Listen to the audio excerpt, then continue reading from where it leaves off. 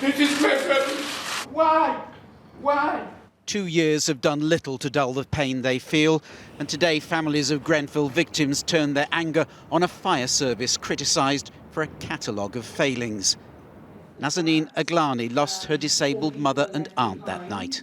However brave the firefighters, or some of the firefighters, were on the night, there was a serious lack of common sense. They didn't see what was so vivid in front of them. Isaac Paulos, here playing in a flat that would become a death trap, was one of those lost. His father says he wished he hadn't trusted the fireman who told him to stay put. We were trusting the authority. My friend on the other side, who escaped, are advising us to leave. We believe the firefighters who came and knocked our door and told us to stay. So we believed him and we stayed. Many of the families believe those at the top of the fire service should now be brought to account.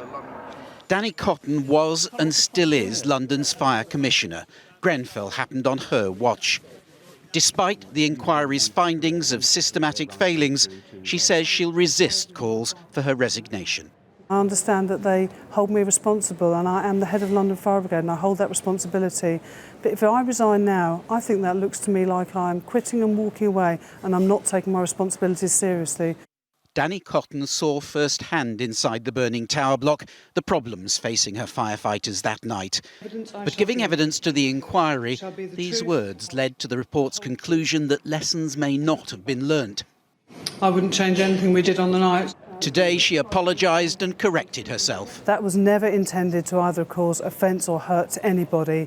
Clearly, knowing what we know now, we put steps in place immediately afterwards to make changes, and we've continued to make changes. So you wouldn't do the same again? Absolutely not, knowing what we know now. This afternoon, the House of Commons observed a minute's silence for the Grenfell victims. The Prime Minister promising their families full answers by the time the inquiry concludes. I say once again that the truth will out and justice will be done, and that Grenfell Tower and the people who called it home will never be forgotten. The second phase of the inquiry begins early next year and will look in detail at the refurbishment of this block and the materials used that became fuel for the fire. Paul Davis, News at 10.